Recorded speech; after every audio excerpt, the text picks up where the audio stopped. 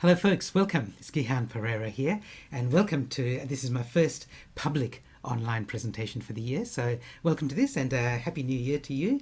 Happy Year of the Rabbit if that's coming up for you in the next week or so.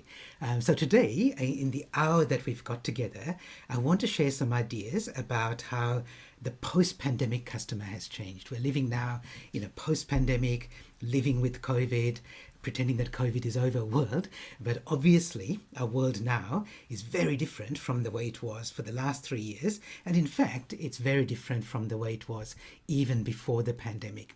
So as you can see here, I'm saying your customers have changed, but have you? And it's a real question. It's not just a rhetorical question, because it's something that we all need to keep in mind, that our customers have changed. And I'll give you some ideas about how they've changed and what we should be doing about it, what all of us, regardless of our roles in our organizations. When I first started promoting this and talking about this, in fact, I got somebody on LinkedIn saying, "Oh, have you become a customer futurist now?" And the answer is kind of yes and no. It's like, yes, I am a customer futurist, but I've always done this. It's like, as a business futurist, I talk about three things. I talk about building a culture of change agents with your team. I talk about developing future-ready leaders with your leaders, and then engaging the future customer, which is now the post-pandemic customer. So this is that third part of that. I might even explain that a little bit more as we go, just so you know where this fits in, because in the time that we've got together, I can't tell you everything about how to make your business successful for the future, and I can't even tell you everything about the post-pandemic customer, but I'll give you enough for you to take away some ideas and put them into action. Okay, so here are some of the organizations I've worked with. I think a lot of people here know about me already, although there are some people here who are new, so welcome for the first time.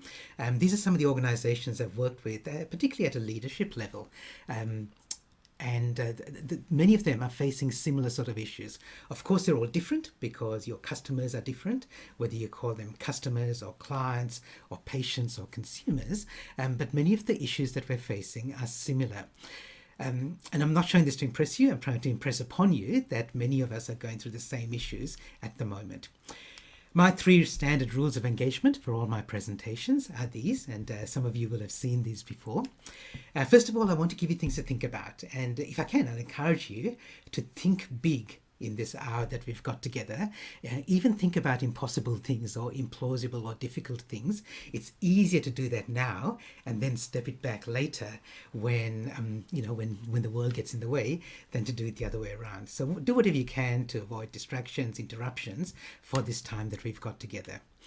The second thing is be playful. So I will give you a chance to ask me questions, but I'll also be asking you questions as we go. So please take part, engage in that. The more you can engage with this presentation, the better. If you happen to be watching the recording, then you'll miss some of that, but never mind, but you'll still get some value from it. And the last thing is, I definitely want to give you some things that you can take away and put into action now. You won't get everything, you won't get a full roadmap, but you'll get a lot of things that are useful. Let me go and see who's got their microphone on, and just make sure I just mute. That will happen as people join. It shouldn't happen too often. Okay, so let's start with a little bit of engagement. Actually, I want to tell you a story first, and this is my favorite story about how customers have changed. And it's my favorite story for 2 reasons. One is because it happened to me, so it's my story, and second, because I've got photographic evidence of it. So this happened a few years ago. This is pre-COVID. I was speaking at a conference in Sydney. Simone, it might have actually been your conference. Speaking at a conference in Sydney, flying back to Perth, and in the Qantas domestic terminal at Sydney Airport, I took this photograph. And the reason I took this photograph was because I saw in the terminal there were these big ads for GoToMeeting. So as I said, this was pre-COVID, so Zoom wasn't really big at the time. GoToMeeting was one of the most popular, actually still is one of the most popular online collaboration tools. And the reason I took the photo is I thought, isn't it interesting that Qantas is allowing one of its major competitors to advertise on their property?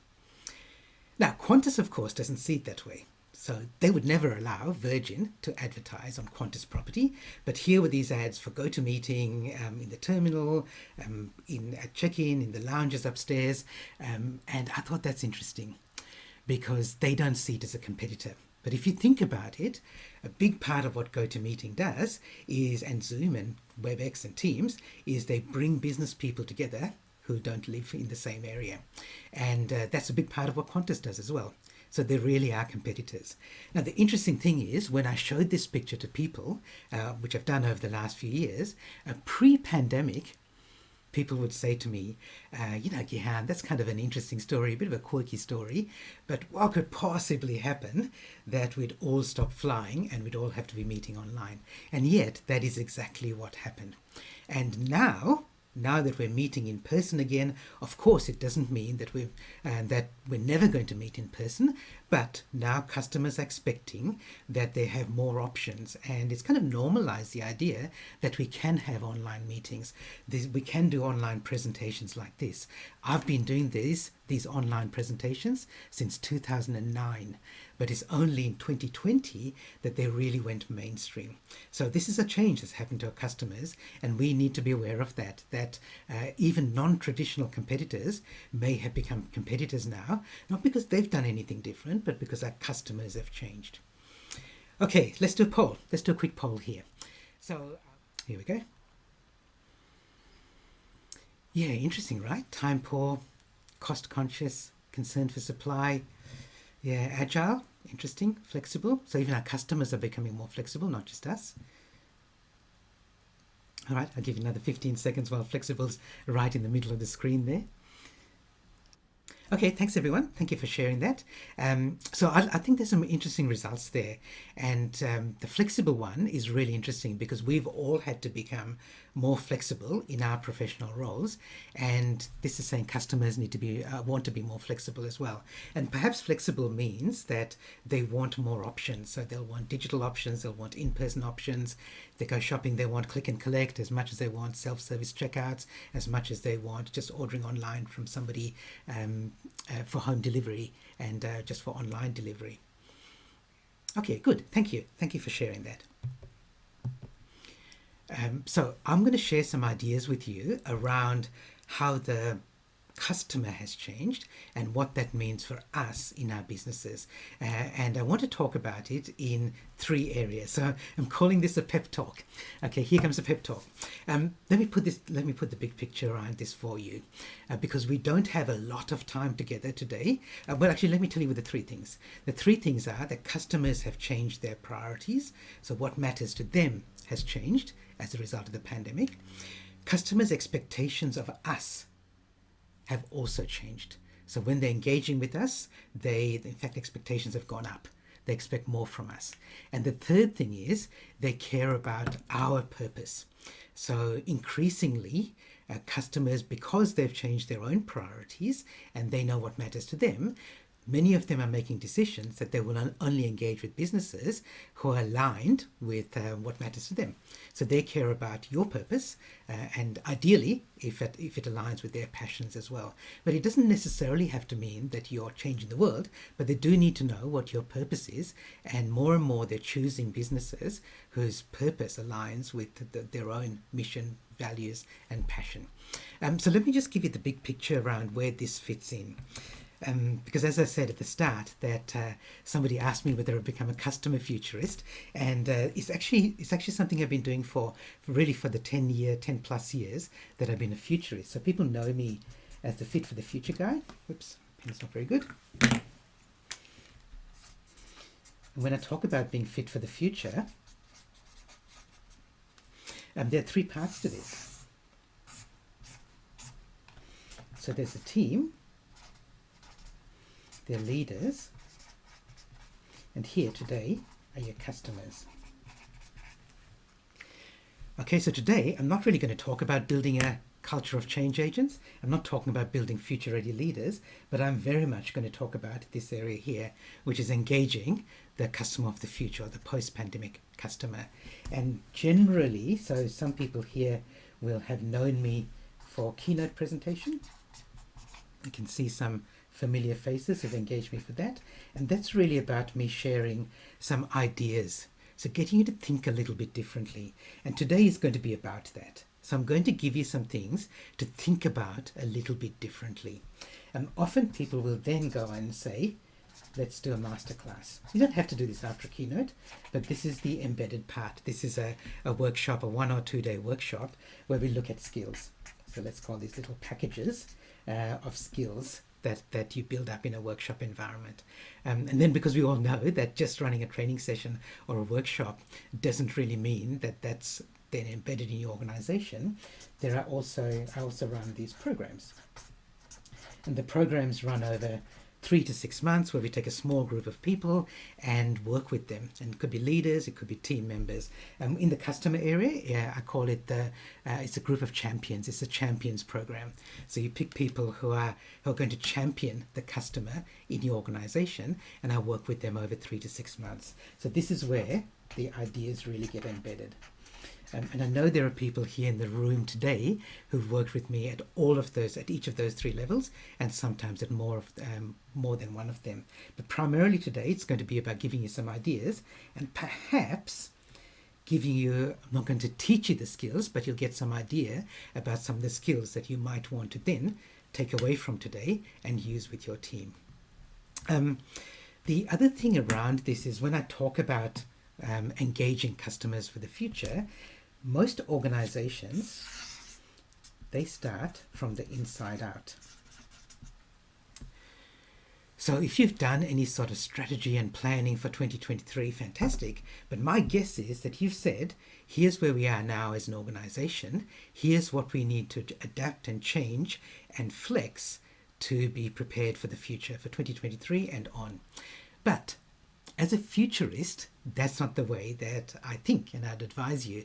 And also, so the way I'd advise you is the way that an entrepreneur or a startup company would work. So John Denton, you may have some clients who work who think this way.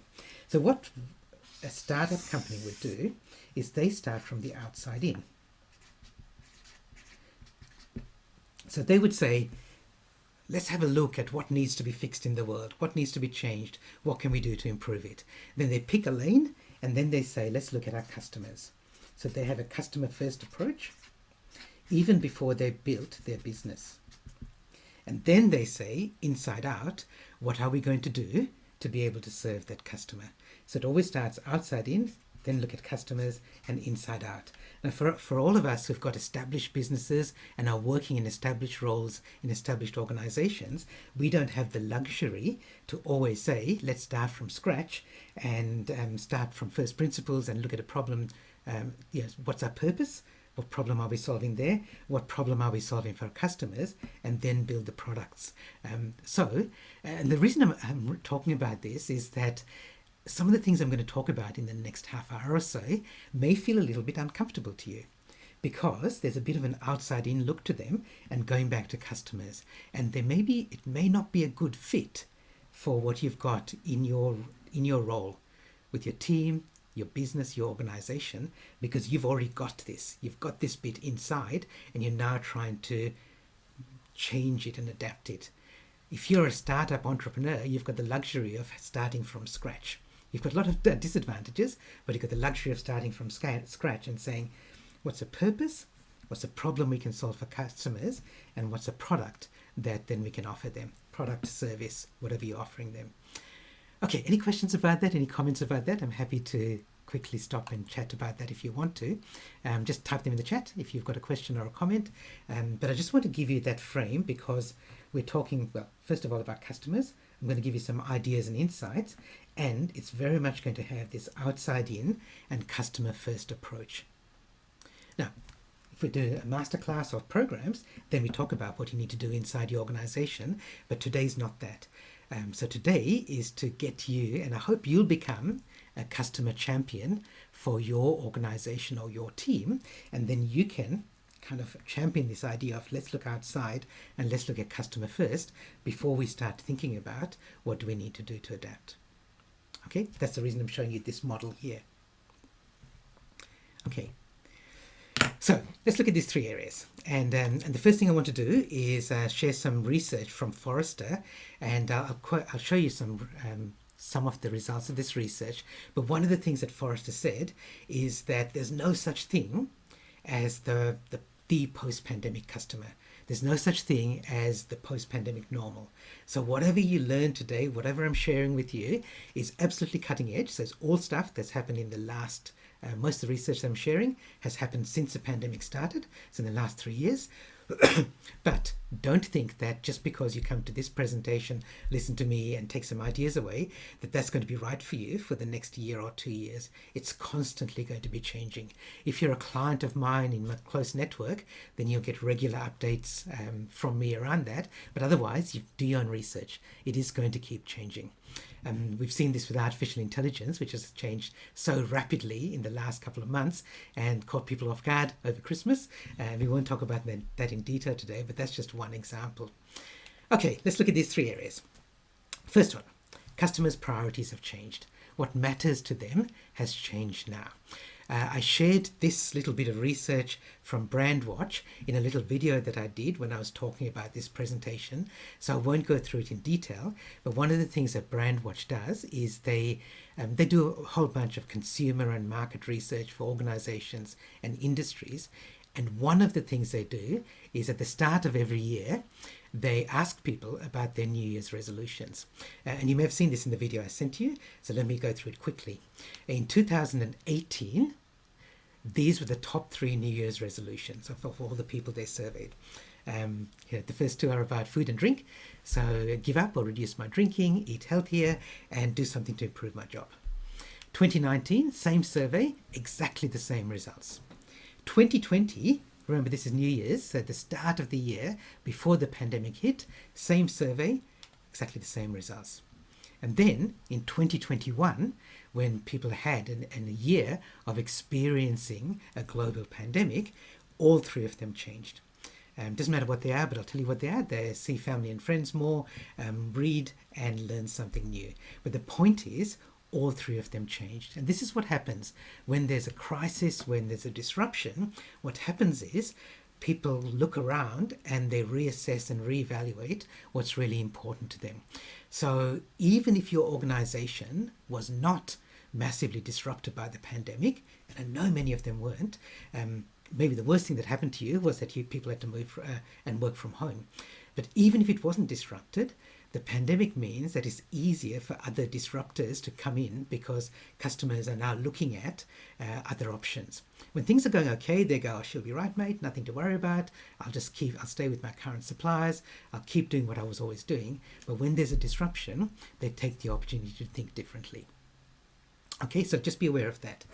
So my first piece of advice to you, I strongly urge you to talk to your customers. Find out what really matters to them now.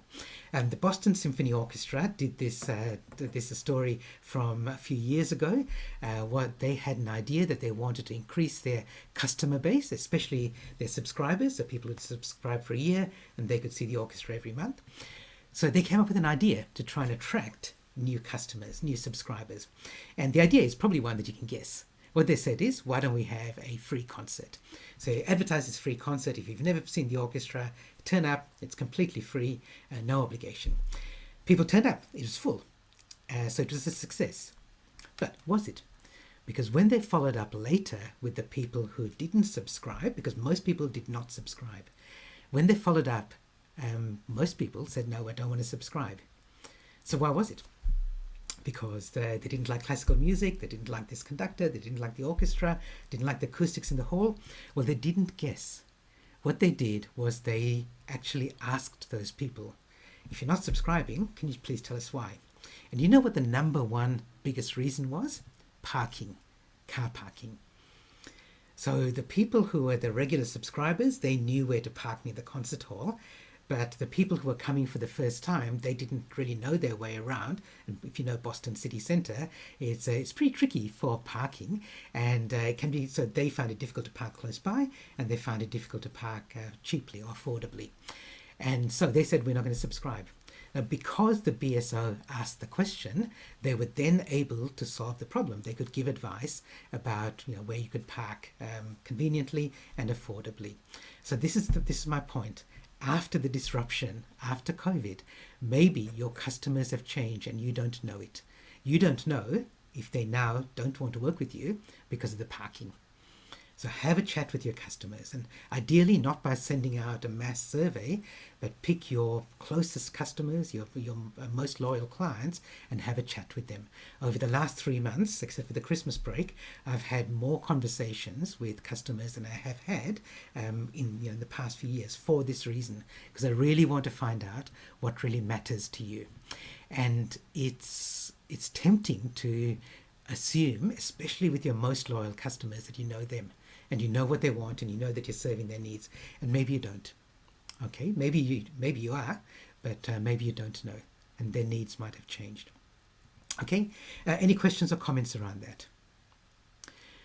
So David asked a question, I think this came a little bit earlier, are the customer trends for meetings now to hold hybrid meetings rather than face-to-face and virtual? Actually, I think that, David, to answer that question specifically, a hybrid is possibly the least preferred option. So face-to-face, or what I call in-person, because I think this virtual is still face-to-face, but say in-person and online, fully online, are really common now. And many people who would have previously met in person are now choosing to meet online. So one of my clients, they used to have every 2 months, their state managers would all converge on Sydney to have an in-person meeting, and they're now going to switch that to every 4 months in person, and in between they'll have monthly meetings, but there'll be monthly online meetings. Hybrid is challenging, and there's some real challenges around making that work, especially like making the online people not feel like they're second-class citizens. Okay, but there definitely is that trend. There's that trend that people are going to Qantas's competitors to meet online rather than getting on a plane to fly there in person. Okay, any other questions around that? Okay, so here's a suggestion, another suggestion for you. So first suggestion, I strongly encourage you to talk to your customers. The second thing is look at what you can offer them. So you have a conversation with them, you find out what they really care about, think about what you can offer them as a result of their priorities changing. And let me give you one really, really simple model. So in a masterclass, this would take like a 90-minute session for me to, well, it's easy for me to talk about it, but then we talk about it, then people would workshop it for a while. I'm going to give you the chance, a very simple way of doing this, which will just get you the idea going. I'll give you the chance then to work together in groups to share some ideas, and then I really encourage you to take this and use it with your teams as well. Okay, so think about the customer, and the customer of the past, or the customer that you've been working with, and how they may have changed and how their priorities have changed. So you've got, let's say, for simplicity's sake, you've got a product and one key customer who's like your ideal customer for that product. So for me, a product is a keynote presentation in person, and the customers are the people who are running in-person conferences. Okay, so that's a product that's worked really well for me over the last 10 years. As you know, like I do other things like masterclasses and programs and write books and so on, but that is one of my key products. So then think about what happens if the customer says it stays the same, but you can offer a new product to them. So of course, when COVID hit and my job became illegal, that product became illegal, then I scrambled to create online versions of that I could offer to the same customers. The same customers, but a different product, because their priorities have changed. The opposite to that, the flip side of that, is that your product stays the same, but maybe there are now, in our new post-COVID world, there are new customers who might be interested in that product.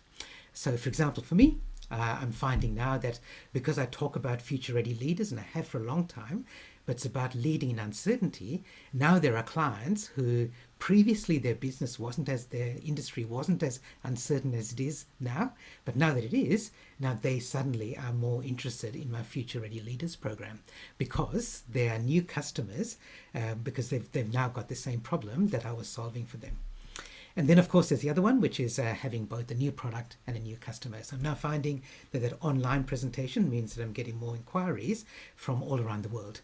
because I can deliver online, and it doesn't matter to me if it's at 2 a.m. in the morning to fit American time zones, but there's no travel costs involved, there's none of the logistics, and so it makes it easier for them to engage with me and vice versa.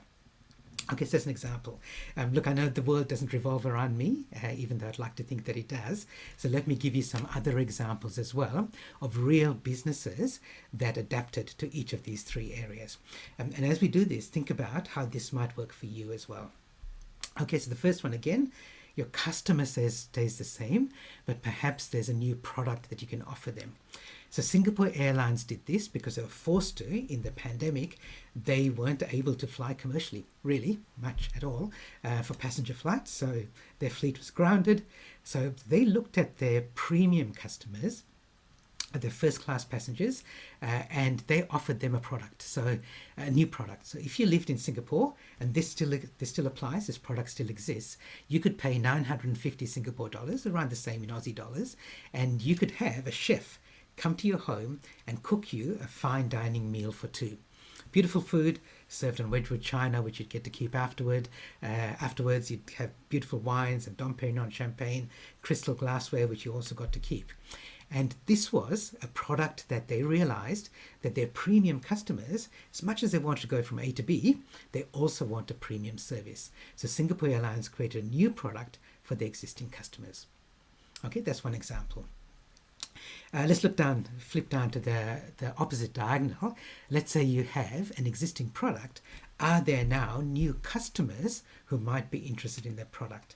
So Spot, the robot dog from Boston Dynamics, has been around for a while. It's been used in the military, it's been used in warehousing, it's been used for emergency services to go into difficult and challenging and dangerous terrain. At the start of COVID, it had a new role in the healthcare system. It became a frontline healthcare worker because there were these COVID patients. This is early in the pandemic, before there were vaccines, when we didn't really know the impacts of COVID, and they were in these isolation wards, and so you'd attach an iPad to Spot's head, and it would go in, and the doctor would be outside doing a remote consultation outside the ward with this patient, and doing it in a safe way because they were socially distanced and safe from the virus. So this was for Boston Dynamics, this was the same product but for a new customer. And the third one here, just to show that it doesn't have to be a big business that does this, this was a little hotel in Sweden called the Start Hotel. Early in the pandemic, they realized that, like most other hotels, their rooms were empty because their traditional customers, people from outside the town, weren't traveling because of the pandemic. So they said, we've got these empty hotel rooms, no one's using them, and we don't have any customers. So they said, we've got a new product. So the manager created a new product. He turned his hotel rooms into private dining suites for local residents. So people who wanted to go out and eat with their partner or their family or small group of friends and do it safely rather than in a crowded restaurant, they could book a dining suite at the Start Hotel, and they could eat in a socially distanced way. So that was an example really of a new product because it was now private dining, and for a new customer, which was their local residents, rather than their external travelers who were their traditional market. Okay, so there's some examples. I'm now going to give you the chance to, do you want to ask me some questions first? And then we're going to break out into little rooms to have a chat, and I'm going to invite you to have a chat with people, tap into the diversity of the people in your little room, and have a chat about either new products, new customers, or what you're going to do to reach out to customers and find out what really matters to them now. But let me check if there's any other questions coming in first.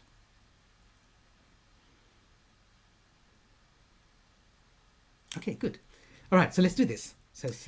Okay, welcome back everyone. I hope you got some value from that, the brief conversation that you got there. And as I said, this is a chance for you to now take those ideas back to your workplace, to your teams, and to other leadership groups as well in the organization. I've also got a little handout for you here. I didn't give it to you at the start because it's actually not necessary for you to work through for this session, But one of the things in that little handout is this one-page survey. It's got these 20 questions about being ready for the post-pandemic customer, and do you have this customer first focus? And so please feel free to download that. The link is in the chat there for you. So download that, print it out, do it for yourself, share it with your team. There's also an online version of that on my website if you prefer to do it that way. So get it either way. So just either click that link or go to my website and you can get that. Okay, let's look at the second area. The second area, and this second area is related to your customer, but it's their expectations of you. Okay, so as I said, we've spent most of our time on the first area in how customers have changed. Now, the second area is when they do choose you and they do engage with you, their expectations have gone up.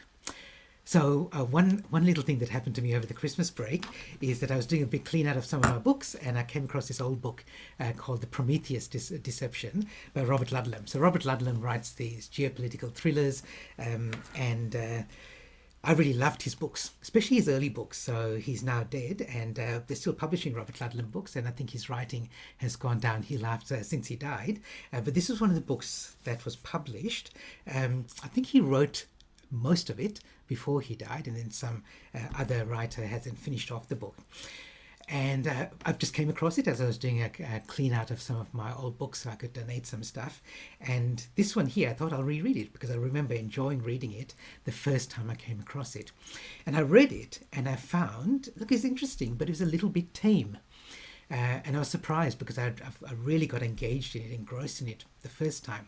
And it's not because I knew the way it would end, because I really like Ludlum's writing, but I realized the reason that this book was tame to me now is it was written 20 years ago, so around 2002, 2003. And the book, without giving away the secrets, is a little bit about data privacy and technology and so on. And at the time, 20 years ago, those were really scary ideas about organizations having access to our data. And now we kind of take it for granted, and many customers kind of assume that you're going to know more about me, more and more about me. So I want you to treat me individually rather than just treating me as part of a demographic. You have information about me. Please use that information when you engage with me. And this is a big part of what happens with artificial intelligence as well, because it feeds on data, and our customers are expecting us to use that data if we're collecting it, and if we're not, we should be collecting it. With their permission. There was a scandal, there's this controversy in 2002 when it was discovered that Target, the retail store, was using artificial intelligence. So, and the story didn't come out immediately, but there's a story about how Target figured out a teenage girl was pregnant before her father did, because what happened was, this young girl, 16 or 17, was subscribed to Target catalogs, which arrived in the post in those days. And she started getting catalogs that included for maternity products and baby products. And her parents were furious, and the father rang up Target and said, "What are you trying to do? Are you trying to get my daughter pregnant?" And it turned out, no, she actually was pregnant. She hadn't told her parents yet. But Target, based on what she was buying, and it wasn't just maternity stuff, wasn't just baby stuff, but the sort of foods that she was buying in her diet, was able to predict that there was a good chance that she might be pregnant. So let's start sending her ads for this. And then, at the time, it was a real scandal, a real controversy. But now we've all got our loyalty cards, which we scan all the time, and we hope that the businesses that we deal with are going to send us targeted information. And artificial intelligence, I don't want to spend a huge amount of time on this. It is a big topic, and it's going to be a really big topic for us in the coming year. But one thing that I'll share with you, one piece of research that came out in 2020. So Oracle surveyed a whole bunch of employees around the world, and they found that 2020 was their most stressful year ever. Probably not surprising because of the pandemic. But what was surprising was this piece of research that said that 2/3 of them would rather talk about their mental health issues with a robot, with artificial intelligence, than talk to a human. And at the time, it's quite a controversial finding. And when I posted this on LinkedIn, you can scroll back through my LinkedIn feed and you'll see the range of comments, some positive, some very negative about this, saying, oh, humans would never, like a robot could never replace a human counselor. But that's not the point. It can assist. And that's what AI is being used for now. The same survey the following year, in 2021, another question that they asked was about careers. And the survey said that 80% of people would believe that they would get better advice from an AI about their career management than they would from their manager or counselor or colleagues. Okay, so AI is here and it's here for us, it's here to stay. If you want to know more about that, I wrote an article, or I was a major contributor to an article in CEO magazine called Competing in the Age of AI. And you can go to my website, you can download it off the media page. But it's talking about artificial intelligence a few years ago, saying, look, it's coming, ready or not. And sure enough, now it's come. There's lots we can talk about that. But the point I want to make today, from a customer perspective, is that your customers expect you to be using that data and using AI to mine that data and to advise you about how you can serve them better. Okay, a couple of other things. Let's make this slightly interactive here. So some Forrester research, that same Forrester study that I quoted earlier, talking about the post-pandemic customer, said they surveyed customer service teams. So these are the people in call centers and people doing customer service. And what percentage of people, of teams, do you think said that customers want to interact more now over digital channels than they did pre-COVID? Just type in the chat, just a percentage as a guess. Roughly how much do you think? What percentage of customer service teams said that the customers now want to be more digital than they were pre-COVID? Yeah, so you can 80, 75, 75, yep, 65, 90, yeah, okay. Good. Okay, so the actual answer was not hugely high, but it was, I could say a majority, but a small majority of customer service teams, right? So that the customers wanted more digital. But the other part of that was they also wanted digital through asynchronous conversational messaging. So asynchronous means that the customer and the service team don't have to be there at the same time. So if you're here live at this presentation, then it's synchronous. It's not asynchronous, because you and I are in the same space at exactly the same time at this exact point when our planet is rotating around the sun. I can ask you to type in a chat room.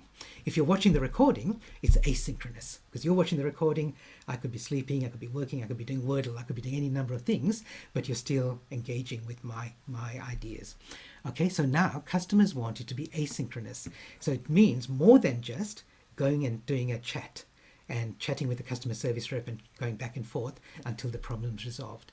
That's synchronous. What they want is asynchronous, which is like a WhatsApp chat, where you send them a message, and just like we work with people in real life. I might send you a text, but I don't need a reply from you immediately, so I'm not sitting on my phone waiting for the reply. Or I send you an email, I don't necessarily need a reply. These are asynchronous. They want us as businesses to be able to take the request, say, I'll get back to you, and actually get back to them. Okay, so people are expecting that now. The second thing, again, I'll ask you to type in the chat, what percentage of customers are more likely to use self-service now than before the pandemic? So they want to engage with you as much as possible in a self-service way without having to engage with a human. Okay, what do you think? Okay, the numbers are high. Okay, something 80s, 70s. Yep. Okay, race is only 10%. Yep. Okay, so the actual answer was a little bit under 50%, so 45%.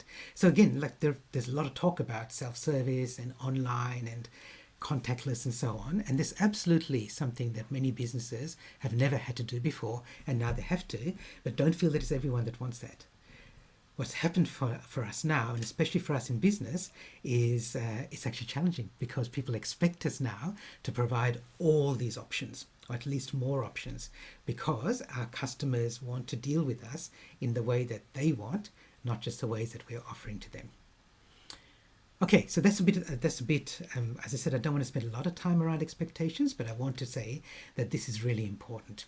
And it might mean that you have to adapt and you have to change what you offer to be able to reach some of these customers.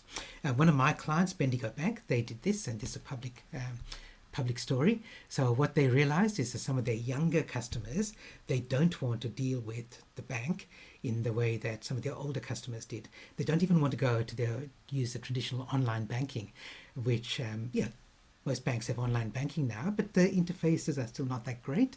And the younger customers in particular, they want an app. They want to be mobile, social, connected, and so on.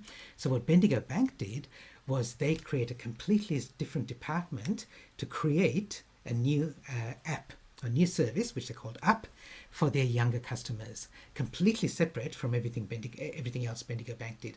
Still backed by the bank, but they said, start from scratch, don't try and build on our existing software, but build this to attract like university level and slightly older customers, so young adults.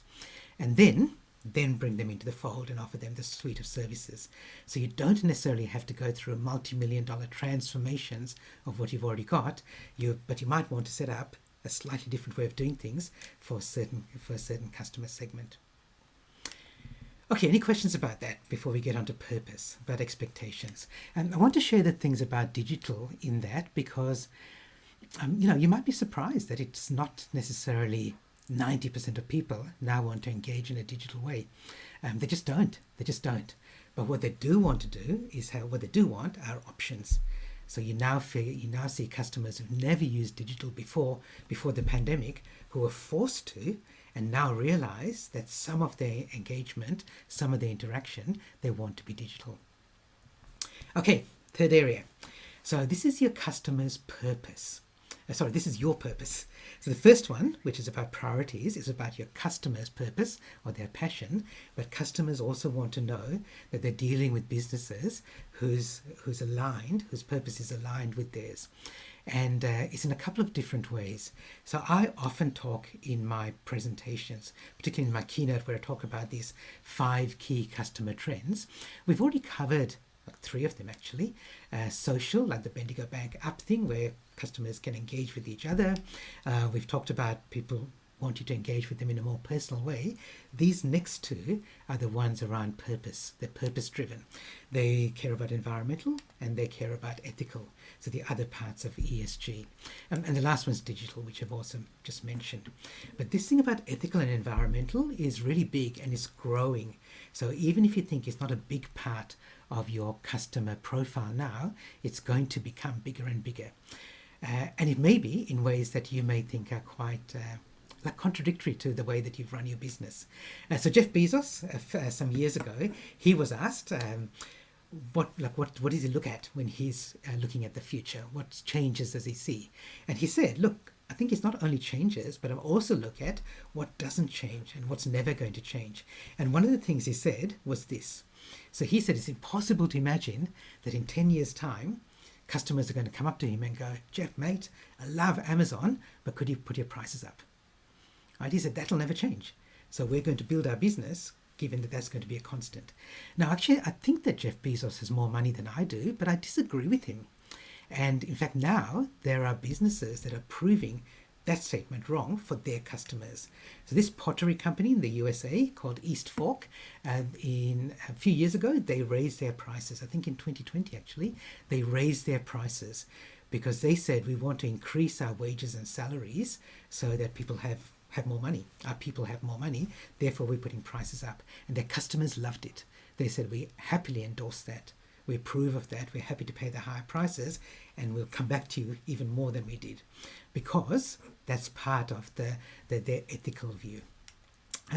Another example of this is a Danish company that now that people know about QR codes, they put QR codes on their clothes so that when people buy something and then they decide they're finished with it, rather than throwing it away or even just donating it to charity, there's a QR code, they scan the QR code, and that automatically puts their product on an online marketplace where somebody else can buy it, and then the original customer gets paid for that as a second-hand price. So it's part of that circular economy, and it's again around environmental and ethical concerns. Even if you don't provide that service to your customers, just be aware that your customers might be looking for that kind of service. Here's another example. I'm just going to give you a few examples here just to show you what's happening in the world. This is an app. This is a Swedish app built by a startup company that's taken advantage of open banking legislation. So open banking says that banks who have access to really valuable data about you, like all your financial transactions, credit card companies know what businesses you bought from. That's really important data, and the banks want to hold on to it. But the legislation, and it's here in Australia as well, says that the banks must provide that information to third parties with your permission. So this app gets your permission to get your details from your bank and from your credit card company, and it analyzes those transactions and has a look where you're buying from and who you're paying, and it gives you like a score and a rating and some advice based on the ethical and environmental credentials of your purchases, and then advises you to say maybe you shouldn't be buying from X company because Y company will provide the same product but it's in a more ethical way or a more environmentally sustainable way. So this is happening anyway, whether you like it or not. And here's another example of this. This is with Glassdoor. So Glassdoor is it's like TripAdvisor for employment. So employees and past employees at companies can go on Glassdoor and rate the company that they're working for or they used to work for. And then future employees can have a look and they can search before they apply and before they accept jobs at certain companies. And just last year, a few months ago, Glassdoor offered some additional options for the search. They said that you can search based on the ratings of what employees and past employees have said about their gender policy, about parental care policies, about things like accessibility and LGBTQI and their work-life balance. So it's not just what happens in how you advertise your ethical and your environmental credentials. It's transparent. Like that information is leaking out anyway. It's leaking out to employees, but anyone can go to Glassdoor and do a search and say, is this company LGBTQI friendly? Not just because their marketing says so, but because their employees say so. Okay, so that information is available transparently. Okay, any last questions about that? Because we're right at time and we've just finished up. So of those three things, we know that customers have changed their priorities, they've changed their expectations of you, and they want to know about your purpose. So make that front and center. And just remember, if you want to engage with me, I do a keynote presentation around this just to get people thinking differently. I run these masterclasses or workshops, which are either in person or online as a 1 or 2 day program. And then to embed the ideas, I run this champions program, small group of customer champions in your organization. We come together, it's all online so that you can get people from all around your organization, and we work together over months, like basically working on individual projects to increase engagement and to increase your performance. And the last thing is, if you want that big picture outside in ideas, then I also do scenario planning, and I know some of my scenario planning clients are here today on this session, and it's all about looking at from the outside in so that you can then work from the inside out. So all of those details are there at gihanperera.com. My last message, which I often say, is don't wait for things to be perfect, don't wait to line up all your ducks in a row, start before you're ready, because the world won't wait for you. Thanks everyone. Hope you enjoyed the presentation. Thank you for participating, and I hope you really take some of these actions and put them into place right now. Ideally today, tomorrow, and in the next week, and then ongoing. Stay safe and healthy. I'll see you in the future. Thanks everyone. Bye for now. Thanks, Gihan. Take care.